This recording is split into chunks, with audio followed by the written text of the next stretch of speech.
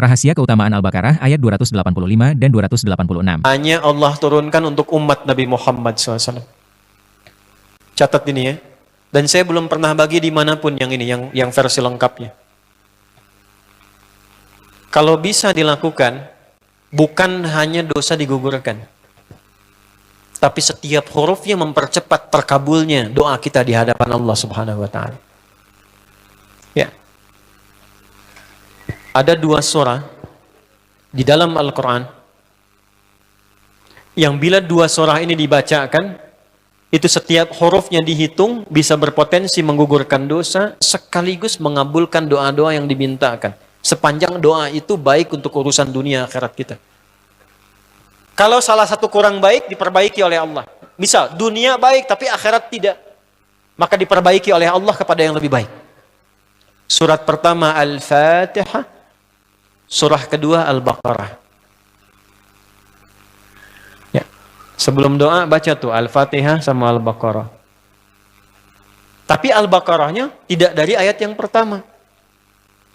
Kepanjangan. Cukupkan di ayat 285 sampai ayat 286, 2 ayat terakhir. Hadisnya sahih. Kalau mau dikuatkan, biasanya banyak ulama memasukkan ayat 284. Ada yang sudah masuk ke dalam Ka'bah di sini? Ini informasi saja. Dan 3 ayat ini, Al-Baqarah 284, 285, 286, itu ayat yang dituliskan di dinding Ka'bah.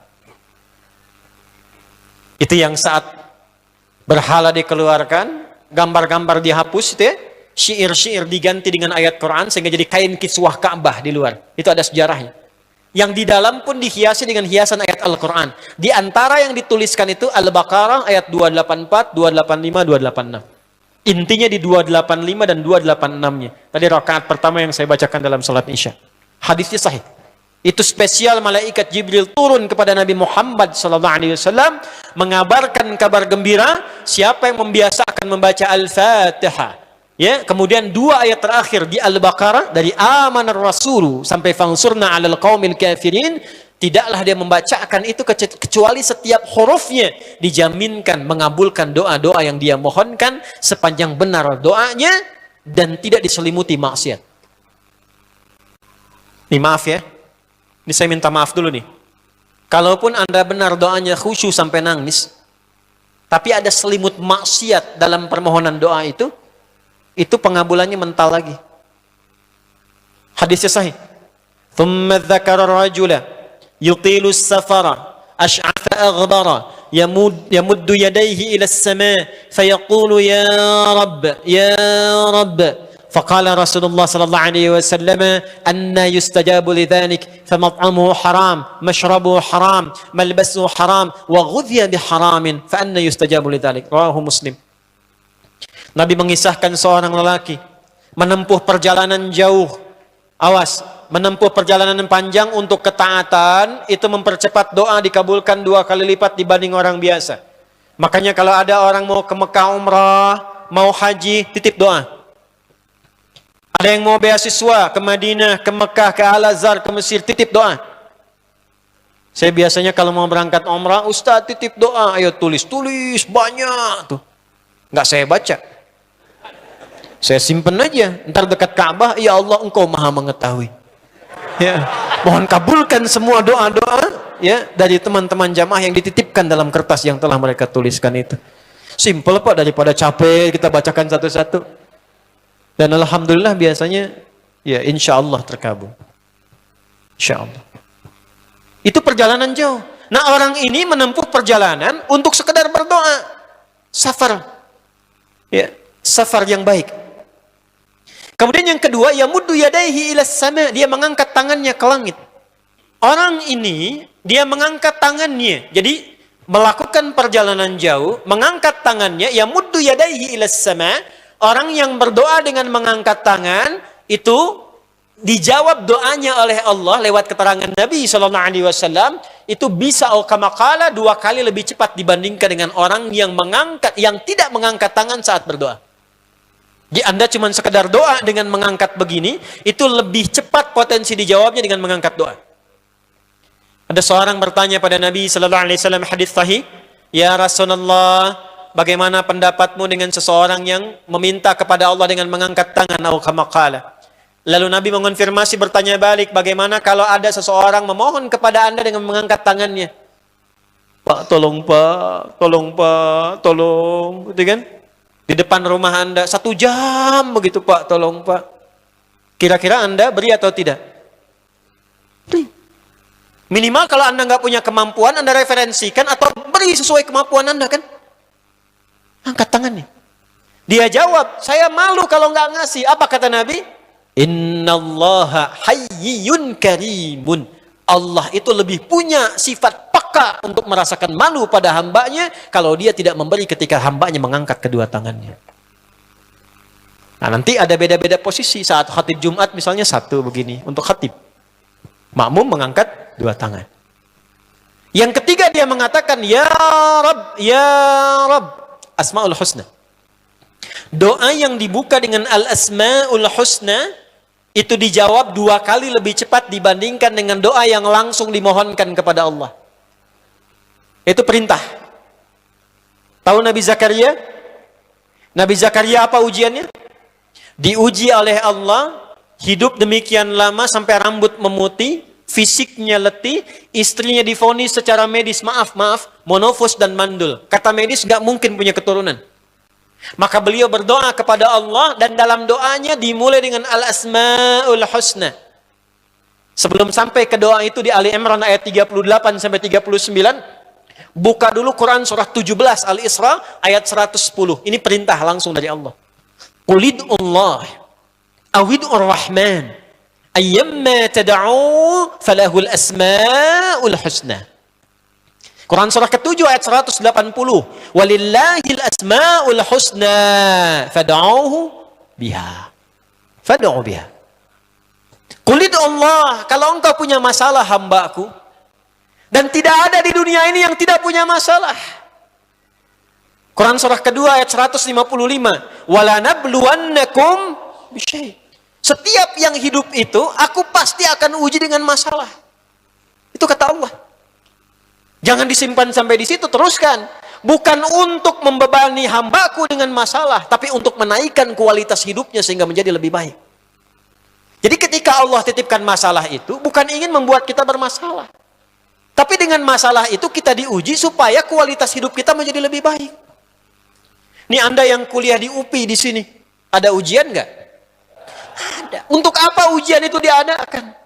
Supaya bisa melihat kualitas peningkatan ilmu Anda dari masuk sampai naik tingkat.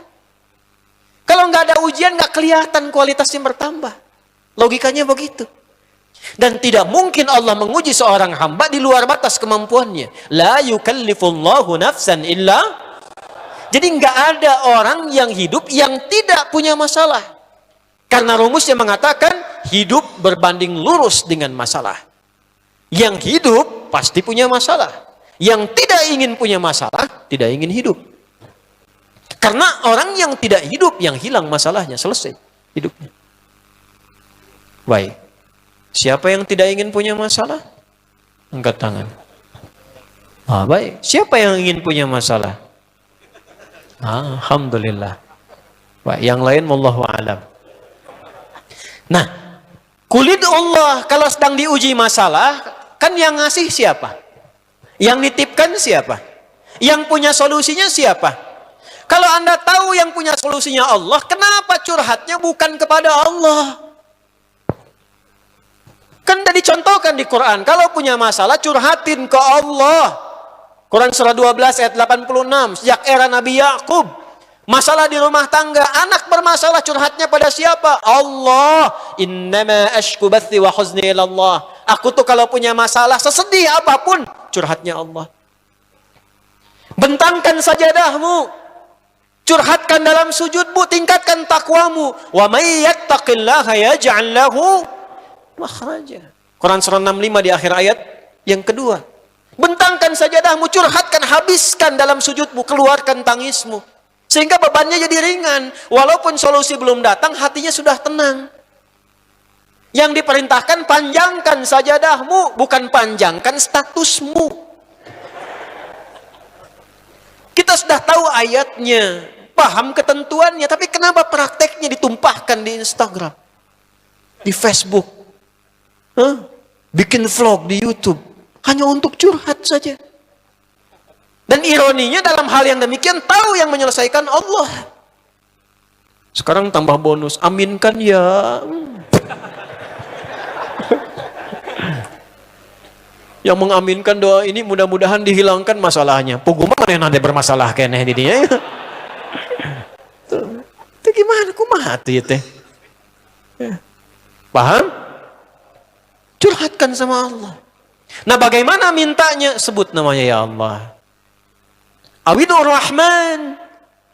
Kalau kita ingin minta lebih cepat, minta dengan kelembutan Ar-Rahman. Rahman itu bisa disebut namanya ya Rahman, bisa cari cara mintanya yang paling lembut, yang menyentuh.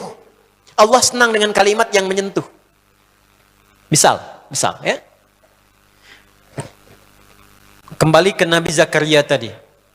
Al-Quran surah 3 ayat 38. Hunalika da'a Zakaria rabbah. Qala rabbi habli min ladunka dzurriyyatan thayyibah. Innaka sami'ud du'a.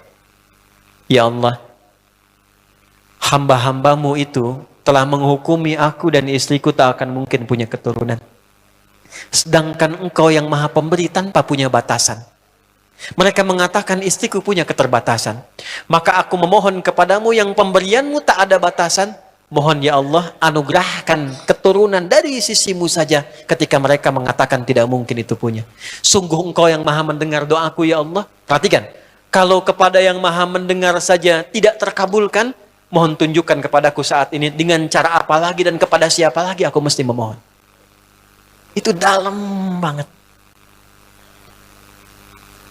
Ya Allah, engkau perintahkan aku berikhtiar mencari kerja, aku lakukan. Engkau perintahkan mengeluarkan keringatku dengan cara yang halal, aku kerjakan ya Allah. Engkau perintahkan aku jauhi yang engkau larang, aku lakukan ya Allah.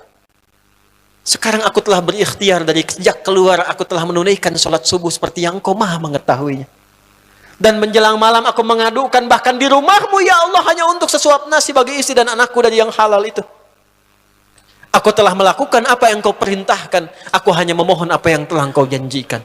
Kalau dengan semua ikhtiar yang aku kerjakan sampai detik aku bersujud di hadapanmu di rumahmu ini belum kau kabulkan, mohon tunjukkan kepadaku di malam ini ya Allah, dengan cara apa lagi mesti aku memohon kepadamu. Minta. Pernah nggak begitu mintanya? Itu Rahman.